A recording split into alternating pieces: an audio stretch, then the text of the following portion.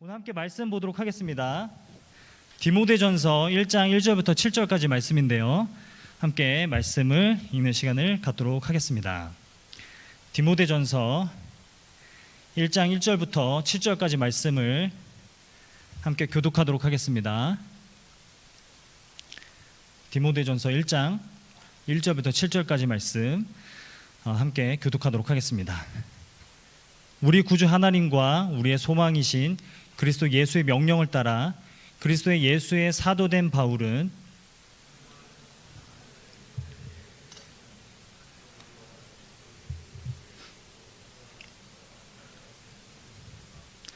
내가 마게도냐로 갈 때에 너를 권하여 에베소에 머물라 한 것은 어떤 사람들을 명하여 다른 교훈을 가르치지 말며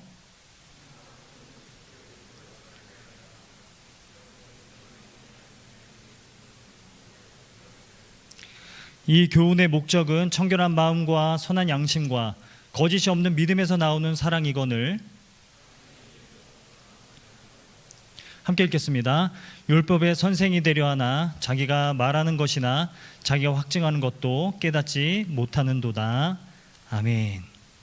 자, 우리 오랜만에 보는 옆에 있는 지체들 그리고 앞뒤에 있는 지체들 바라보면서 우리 인사하도록 하겠습니다. 반갑습니다. 인사하도록 하겠습니다.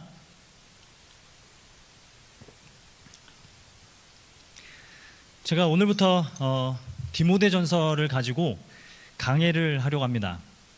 오늘은 제목이 정말 긴데요. 문화에 길들여지지 말고 복음에 젖어들라라는 제목으로 함께 말씀을 나눠보려고 합니다. 여러분, 디모데전서는 처형을 앞둔 그 바울이 정말 아들처럼 여기던 디모데에게 마지막 유언처럼 남겼던 그런 말씀들을 모아놓은 것이 이 디모데전서입니다. 정말 그 아들처럼 여겼던 너무나 귀한 동역자이자 그리고 너무나 귀하게 여겼던 또 제자였던 디모데에게 전해주는 마지막 유언이라고 이제 볼 수 있겠죠.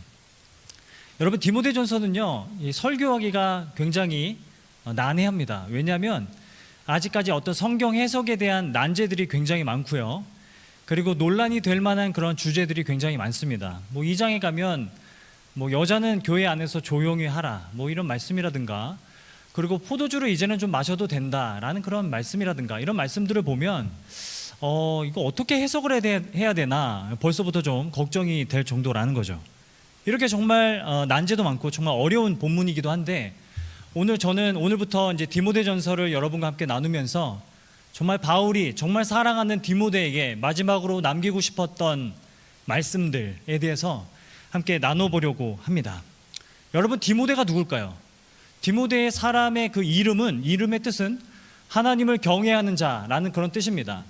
디모데는 그리스도인인 어머니와 그리고 이방인 아버지 사이에서 태어났는데, 디모데는 어렸을 때부터 외할머니와 그리고 어머니로부터 성경 말씀에 대해서 배운 사람입니다. 그런데 바울이 1차 선교 여행을 갈 때 디모데를 만나게 되죠. 그리고 디모데가 그 선교 여행에 합류하게 되고 2차 선교 여행을 바울과 디모데가 함께 떠납니다. 그리고 에베소 지역에 머물러서 함께 이제 에베소 교회를 오랫동안 함께 또 섬기게 되죠. 그런데 이제 바울은 디모데를 에베소 교회에 남겨두면서 너가 이곳에 머물러서 그들을 가르치고 복음을 전해라 라고 이제 디모데를 남겨두고, 혼자 이제 에베소 교회 안에서 고군분투하고 있던 디모데에게 바울이 유언처럼 남기는 그런 메시지들이 디모데전서라는 거예요. 여러분, 바울이 왜 디모데를 이 에베소 교회에 남겨두었을까요? 여러분, 3절 말씀을 보게 되면요, 3절이 설명을 해줍니다. 우리 3절 말씀을 우리 같이 한번 읽어보도록 하겠습니다. 시작. 내가 마게도냐로 갈 때 너를 권하여 에베소에 머물라 한 것은 어떤 사람들을 명하여 다른 교훈을 가르치지 말며.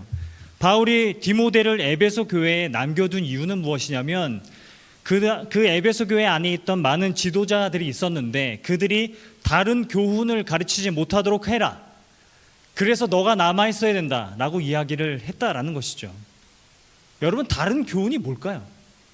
바울이 주구장창 가르쳤던 교훈은 복음입니다. 그렇기 때문에 다른 교훈이라는 것은 복음이 아닌 이야기들을 가리키겠죠. 좀 더 설명을 보면요, 4절 말씀을 보게 되면 우리 4절 말씀도 같이 한번 한 목소리로 읽어보도록 하겠습니다. 시작. 신하와 끝없는 족보에 몰두하지 말게 하려 함이라. 이것은 믿음 안에 있는 하나님의 경륜을 이름보다 도리어 변론을 내는 것이라. 신하와 끝없는 족보라고 이야기를 합니다. 다른 교훈 결국 신하와 끝없는 족보. 여러분, 신하가 뭡니까? 신하는 역사적 사실이 없는 겁니다. 근거가 없는 겁니다. 그런데 미스테리한 그런 이야기들을 신하라고 하죠.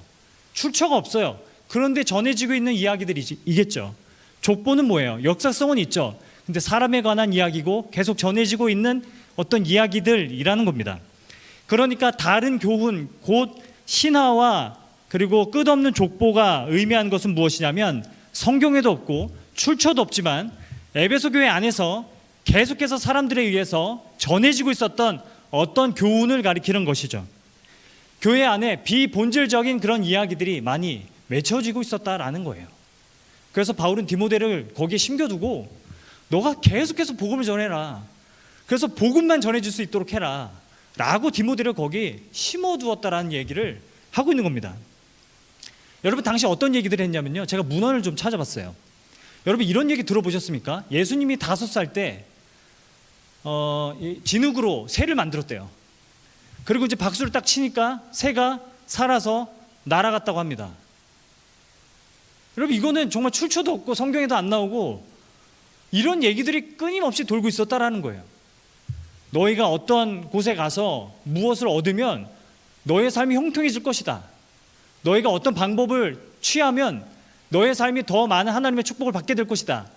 이런 끝없는 신화들과 끝없는 족보들이 에베소 교회 안에 계속 외쳐지고 있었다라는 거예요. 여러분, 참 저는 좀 이해가 안 됐습니다. 복음을 모르는 것도 아니고 성경에 대해서 모르는 것도 아닌데 왜 이러한 비본질적인 이야기들이 에베소 교회 안에 가득했을까요? 여러분, 그 이유가 뭘까요? 그 이유를 7절이 설명을 합니다. 우리 7절 말씀도 한 목소리로 한번 읽어보도록 하겠습니다. 같이 한번 읽겠습니다. 시작.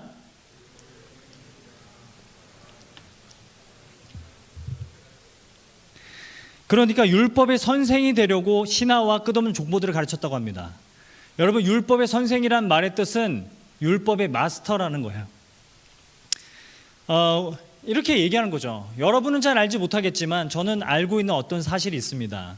그래서 여러분에게 가르쳐주고 싶습니다. 이런 얘기들을 계속하면서 나름대로 율법의 선생이 되고 싶어 했다라는 겁니다. 그러니까 남들 위에 올라서서 그들 위에 마스터로 서고 싶어 했다라는 것이죠. 요즘에 제 아내가 허리가 매우 안 좋아요. 그래서 운동을 많이 배우고 있습니다. 그래서 헬스장에서 이제 운동을 배우고 있는데 이제 뭐 스쿼트를 배우고 왔다 뭐 이런 얘기들을 계속 하는 거예요. 그래서 이제 저는 이제 아내보다는 더 운동을 오래 했다고 생각을 하니까 아내에게 이제 스쿼트 자세를 가르쳐 주겠다라고 맨날 집에서 이제 가르쳐 줍니다.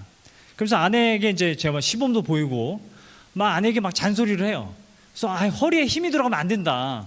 봐라, 이렇게 하는 거다 하면 허리에 힘이 들어가는데 원래는 안 된다고 막 이런 얘기하면서 계속 아내에게 잔소리하고 막 이렇게 하면서 제 마음 가운데 드는 생각이 뭐냐면 뭔가 지배하고 싶은 거예요.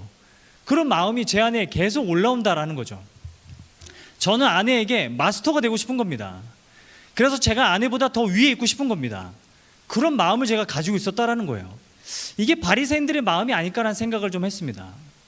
여러분, 저는 이제 아내에게 운전을 가르쳐줘야 돼요. 어떻게 가르쳐야 될지 좀 막막합니다. 그런데 제가 아내에게 하는 이 행동을 저희 아이들에게도 제가 보았는데요. 한 번은 제가 아이들 노는 모습을 이렇게 구경하고 있는데 8살 된 그 아들이 5살 된 막내에게 태권도 발차기를 가르쳐주고 있는 거예요. 그래서 발차기를 할 때는 이제 엉덩이가 보이면 안 된다, 엉덩이가 나오면 안 된다, 이런 얘기를 5살 그 막내를 이렇게 붙잡아 놓고 막 가르치는 거예요. 그래서 막 한숨 쉬고 막 진짜 오빠가 몇 번을 얘기해야 알아듣겠니? 막 이러고 막 그런 모습을 막 보이고 있는 겁니다. 이렇게 사람마다 너는 알지 못하지만 내가 알고 있는 어떤 사실을 막 말해주면서 내가 그 사람보다 더 위에 있고 싶은 마음이 있다라는 거예요. 그래서 에베소 교회 안에 이러한 비결과 비법에 대한 이야기들이 많이 외쳐지고 있었다라는 이야기를 지금 하고 있다라는 것이죠. 여러분, 에베소 교회 안에는 영향력 있는 사람들이 굉장히 많았습니다. 그들이 가르쳤던 것은 다 어떻게 하면이었습니다. 어떻게 하면 하나님께로 더 가까이 갈 수 있는지, 어떻게 하면 하나님의 축복을 더 많이 받을 수 있는지, 어떻게 하면 더 형통할 수 있는지, 어떤 노하우와 비법과 방법들을 에베소 교회 안에서 그렇게 가르쳐주는 사람들이 있었다라는 거예요. 여러분, 물론 노하우와 방법은 때로는 도움이 됩니다. 저는 이것 자체가 전혀 도움이 안 된다라고 이야기하는 것은 아닙니다. 여러분, 어떤 때는 그것이 더 도움이 될 때도 있고, 노하우와 방법과 비결을 가르쳐주는 것이 더 효과적일 때도 있다고 생각을 해요. 제가 만일 책을 쓴다면 저는 복음이란 무엇인가 이런 주제보다는 하나님께로 나아가는 12가지 법칙 이런 책을 쓰고 싶어요. 기도 응답이 되는 12가지 비결 이런 거 책을 쓰고 싶습니다. 그럼 더 잘 팔릴 것 같아요. 제가 말씀드린 것은 본질이 아니라 방법을 추구하고 방법에 계속 몰입하다 보면 어떤 현상이 일어나는가, 어떤 하나의 문화가 형성된다라는 것입니다. 제가 청년 때 한 번은 제가 친하게 지내는 그 선배 교회에 간 적이 있어요. 그 기도회가 있다고 해서 그 기도회에 한번 참여한 적이 있었습니다. 기도회였는데 월요일 날 하는 그런 기도회였어요. 그래서 그 기도회에 딱 참석을 했는데 기도를 2시간을 하더라고요. 그래서 2시간 동안 거기 잡혀 있었습니다. 기도를 하고 나오는데 그 기도회 용사분들이 저를 붙잡고 얘기하시는 거예요. 형제님, 방언을 하시던데 혹시 통역의 은사는 받으셨습니까? 라고 묻는 거예요. 그래서 통역의 은사가 뭡니까? 했더니 내가 한 방언을 내가 해석할 수 있는 것을 통역의 은사라고 합니다. 라고 가르쳐 주는 거예요. 아직 저는 그게 없습니다. 형제님, 그걸 구해보세요. 그러면 기도가 더 오래 길어질 수 있습니다. 이런 얘기를 가르쳐 주는 겁니다.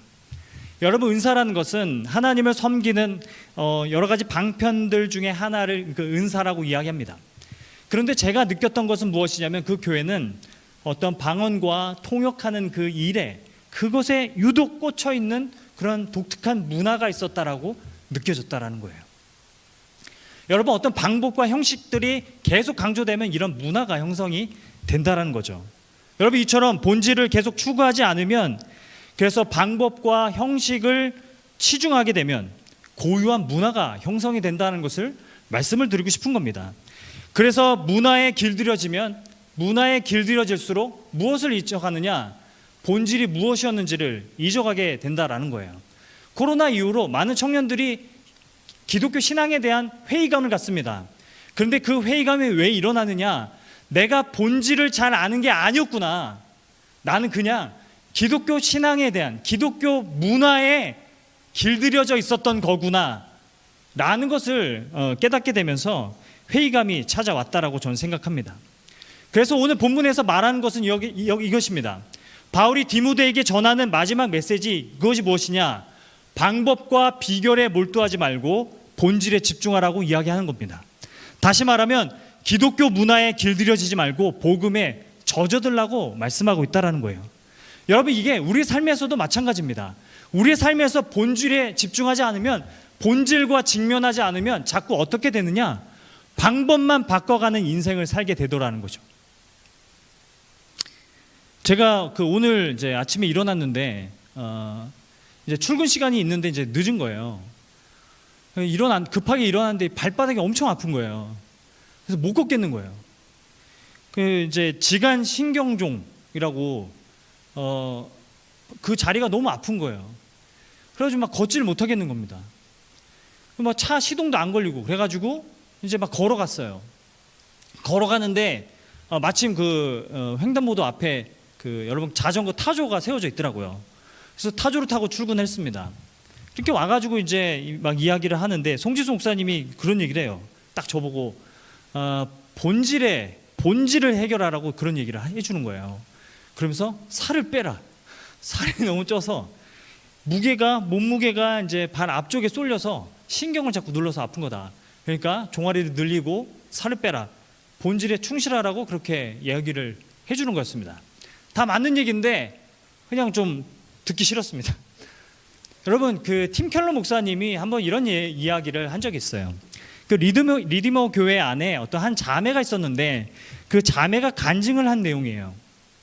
근데 이 자매는 어렸을 때부터 지나치게 이성에 굉장히 집착이 심했다고 합니다. 그래서 성에 중독이 되어 있었대요. 어떤 성관계에 굉장히 중독이 된 그런 여성이었다고 하죠. 그런데 이제 알코올 중독에도 빠졌다가 도박 중독에도 빠졌다가 그렇게 이성에 또 중독이 빠져 있는 그런 자매였다고 합니다.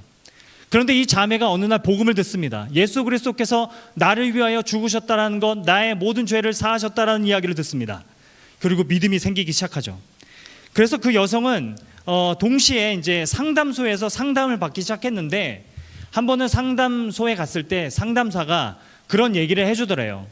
자매님, 이제부터 직업을 갖기 시작하시고 돈을 버는데 좀 몰입해 보시죠. 그러면 자존감도 회복되고 그리고 안정도 될 것입니다 라고 그렇게 조언을 해줬다라는 겁니다. 그런데 이 여성이 이렇게 대답을 합니다. 뭔가 이상한데요. 제가 얼핏 들었는데요. 그러니까 저보고 남자라는 우상을 이제 내려놓고 직업이라는 우상을 섬기라는 그런 말씀이신 거죠? 라고 대답을 했다라고 합니다. 여러분, 우리 삶에도 깊이 배어있는 한 가지 문제 해결 방식이 무엇이냐면, 본질을 해결하고 하지 않고 방법을 계속 바꿔갑니다. 이 방법 저 방법을 계속 바꾸고 있는 삶을 살아갑니다. 여러분, 그래서 다른 방법으로 계속 대체되는 그런 삶을 살아갈 때가 많다라는 거죠. 이 회사에서 문제가 생기면 저 회사로, 이 사람에게 문제가 생기면 저 사람으로, 이 교회에서 문제가 생기면 저 교회로, 이 종교에서 저 종교로, 이 문화에서 저 문화로 계속해서 방법만 바꿔가는 그런 삶을 살아가기가 쉽다라는 겁니다. 여러분, 왜 이렇게 하는 줄 아세요? 여러분, 본질에 직면하려면 내 인격을 걸어야 됩니다. 내 전 인격을 걸어야 됩니다. 인생을 걸고 직면해야 되기 때문에, 너무 두렵기 때문에 그냥 발만 걸치고 여기 걸쳤다 저기 걸쳤다 하는 것이죠. 방법만 바꿔갑니다. 본질은 해결되지 않는다라는 거죠. 여러분, 저는 한 가지 여러분께 좀 말씀드리고 싶은 것이 있는데, 기독교가 다른 모든 종교들과 다른 한 가지 점이 있습니다. 여러분, 다른 모든 종교들, 기독교를 제외한 모든 종교들이 말하는 것이 무엇이냐? 다 길을 가르쳐 줍니다. 이 길을 가보십시오. 그러면 신을 만나게 될 것입니다. 이 길을 걸어가 보십시오. 그럼 여러분의 삶이 형통하게 될 것입니다. 모든 종교가 다 무엇을 가르치느냐? 길을 가르쳐줘요. 이 길을 걸어가 보라고요. 하루에 3번 기도를 드리십시오. 그러면 여러분의 삶이 형통해질 겁니다. 이 경전을 암송해 보십시오. 성지순례를 다녀오십시오. 그러면 신을 만나고 여러분의 삶이 형통해질 것입니다. 여러분, 근데 기독교가 다른 점이 무엇이냐? 기독교가 유일하게 다른 점이 이것입니다. 기독교는 절대로 길을 가르쳐주지 않습니다. 길을 걷는 것을 가르쳐주지 않아요. 어떻게 하면, 이렇게 하면 100% 문제가 해결될 것입니다. 이렇게 하면 100% 하나님을 만나게 될 것입니다. 이렇게만 하면 100% 신앙이 회복될 것입니다. 이런 공식이 없다라는 거예요. 그래서 정말 애매합니다. 정말 모호합니다. 정말 답답해요. 그래서 어떤 때는 너무 불안하고 너무 힘들어서, 목사님, 어떻게 하면 내가 신앙이 회복될 수 있을까요? 어떻게 하면 이 문제에서 내가 벗어날 수 있을까요? 어떻게 하면 다시 내가 하나님과 가까이 지낼 수 있을까요? 라고 묻지만 그때마다 돌아오는 대답이 뭐예요? 하나님을 신뢰하고 하나님께 모든 걸 맡기십시오. 얼마나 애매합니까? 얼마나 모호합니까? 얼마나 답답합니까? 여러분, 우리가 이런 얘기를 계속 듣고 있다는 거예요. 매주 주일날 교회에 와도 계속 결국 듣는 얘기는 하나님을 의지하고 하나님께 모든 것을 맡기십시오. 여러분, 하나님께 나아가십시오. 이 얘기만 듣고 있다는 것입니다. 차라리 규칙을 말해주면 좋겠는데, 11조 빼먹지 마십시오. 여러분, 헌금 꼬박꼬박 하십시오. 예배 빠지지 말고 매일 1시간씩 성경을 읽고, 그리고 여러분, 매일 기도하며 살아가십시오. 이렇게 차라리 규칙을 말해주면 좋겠는데, 그냥 돌아오는 대답이 뭐예요? 예수 그리스도와 친밀해지십시오. 예수 그리스도와의 친밀함을 회복하십시오. 여러분, 이런 대답이 너무 우리들에게 모호하고 애매하게 들린다라는 거예요. 여러분, 기독교는요, 복음은요, 길을 가르쳐주지 않습니다. 길을 어떻게 걸으라고 길을 걷는 방법에 대해서 가르쳐주지 않습니다. 이 길을 가면 100% 신을 만나게 될 것입니다 라고 말하지 않아요. 복음이 무엇을 가르치고 기독교가 무엇을 가르치는가? 하나님이 우리를 찾아오셨다는 것을 가르칩니다. 하나님이 그 길을 통해서 우리들에게 오셨다는 것을 가르칩니다. 그래서 여러분, 이 길로 가십시오라고 말하기보다는 주가 오실 길을 예비하라고 말해주는 것이 복음이라는 것입니다. 여러분, 기독교는 방법을 말하기보다 인격이신 예수 그리스도를 알아가는 데 집중하라고 말하는 종교라는 거예요. 그게 다른 모든 종교와의 차이점이라고 저는 생각합니다. 제가 여러분 종종 받는 질문이 하나 있습니다. 그게 무엇이냐면, 목사님은 어떻게 해서 사모님과 결혼을 할 수 있게 되었습니까? 라는 질문을 받을 때가 있어요. 그래서 솔직히 이런 질문을 받으면 좀 기분이 언짢습니다. 마치 제가 무슨 비결을 써서 무슨 인생의 치트키를 써서 결혼한 줄 그렇게 생각을 하는 것 같아서 기분이 언짢을 때가 있습니다. 여러분, 여자의 마음을 얻는 5가지 비결 이런 책이 있대요. 그런 책이 있대요. 그런 걸 써서 제가 결혼한 줄 아는 것 같아서 기분이 언짢을 때가 많습니다. 나이스하게 한 손으로 주차하는 것을 보여줘라.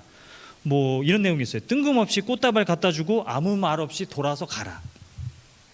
가끔 식당에서 밥 먹을 때 반찬 투정을 좀 해라.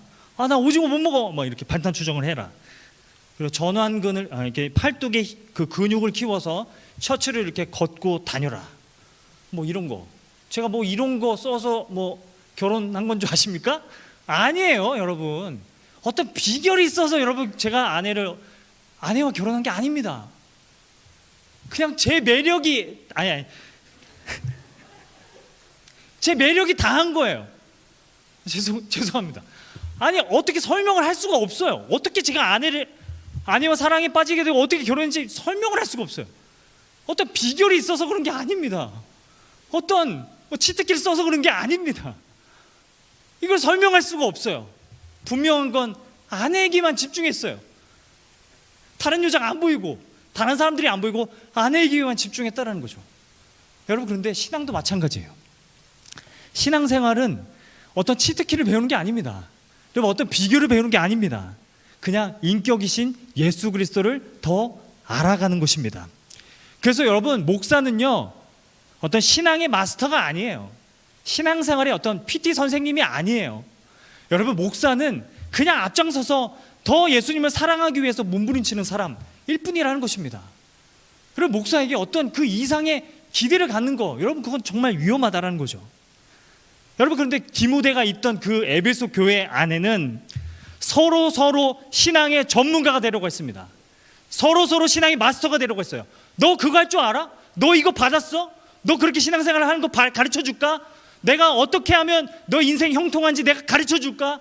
여러분, 이런 방법을 사용해 보세요. 이런 비법을 사용해 보세요. 에베소 교회가 그렇게 되어가니까 바울이 디모데를 심어놓는 겁니다. 너가 주구장창 복음을 외쳐라. 예수 그리스도에 대해서 이야기하라. 그래서 문화에 길들여지지 않도록 하고 복음에 날마다 젖어들도록 하라고 지금 디모데 전서 1장에서 말씀하고 있다라는 겁니다. 여러분, 저는 지금까지 현대교회가 보여준 안타까운 모습들 중에 하나는 복음이 아니라 기독교 문화를 가르쳐주고 있었다고 생각합니다. 그래서 하나님께 나아가게 하려고 사람들을 이끌려고 하다 보니까 사람들의 수치심과 죄책감을 자극시키는데 너무 과몰입했다라는 생각도 듭니다. 그런 생각을 들었던 한 책이 있습니다. 완전한 복음이라는 책을 쓴 매튜 챈들러라는 목사님이 쓴 책에서 이런 내용을 이야기하는데요. 90년대 미국에서는 정말 어떤 죄책감을 수치심을 많이 자극시키는 그런 설교 예화들이 많이 사용되어졌다라는 이야기를 하는 거예요. 그러면서 드는 어떤 한 예가 이렇습니다. 부흥회입니다. 부흥회인데 강사가 이제 장미꽃을 이렇게 꺼내듭니다. 장미꽃 하나를 꺼내들어 가지고는 회중에게 이제 맡깁니다. 그러면서 뒤 사람에게 전달하세요. 뒤 사람에게 전달하세요. 계속 전달하세요. 장미꽃을 계속 전달하세요. 전달해서 다시 돌아온 장미를 그 부흥회 강사가 다시 잡습니다. 그리고는 장미꽃을 딱 듭니다. 엉망진창이 되어버린 장미꽃을 딱 듭니다. 여러분, 이것이 죄로 말미암아서 엉망이 된 장미입니다. 누가 이 장미를 원하겠습니까? 여러분, 회개하십시오 라고 그렇게 얘기했다라는 거예요. 여러분, 이 장미가 이 사람 저 사람 잠자리를 가진 그런 사람의 모습입니다. 여러분, 이런 사람을 누가 원하겠습니까? 여러분, 회개하십시오 라고 그렇게 외쳤다라는 거예요. 당시 그런 설교들이 굉장히 많았다고 합니다. 여러분, 분명히 강사는 죄책감을 자극시키고 수치심을 자극시켜서 하나님께로 회개하도록, 하나님께로 돌아오도록 그렇게 유도했을 텐데, 한 가지 간과한 사실이 있습니다. 한 가지 놓친 점이 있어요. 여러분, 사람들은 죄책감을 자극시키고 수치심을 자극시키면 하나님께로 돌아오는 게 아니라 더 멀어집니다. 더 멀어져 버립니다. 부끄러워서 하나님이 두려워서 더 멀어져 버립니다. 그렇게 많은 사람들을 더 멀어지게 만드는 것이, 그것이 방법과 비결을 가르쳤던 그런 기독교 문화의 한 모습이었다라는 것이죠. 그런데 여러분, 복음은 무엇을 말해주는 줄 아세요? 그 장미를 예수 그리스도께서 원하십니다. 여러분, 그 장미를 예수 그리스도께서 원하십니다라고 선포하는 것이 복음입니다. 여러분, 이게 복음입니다. 수치심을 자극시키고 어떤 두려움을 자극시키는 게 아니라 사랑을 보여서 사랑의 힘으로 그 사람을 돌이키게 하는 것이 복음의 능력이었다라는 거예요. 여러분, 우리가 무엇을 믿고 있는지 한번 생각해 봐야 됩니다. 무엇을 배우고 있는지를 한번 생각해 봐야 됩니다. 기독교 문화입니까? 아니면 복음입니까? 여러분, 우리 15절 말씀을 같이 한번 읽었으면 좋겠습니다. 우리 15절 말씀을 우리 같이 한번 읽어보도록 하겠습니다. 시작.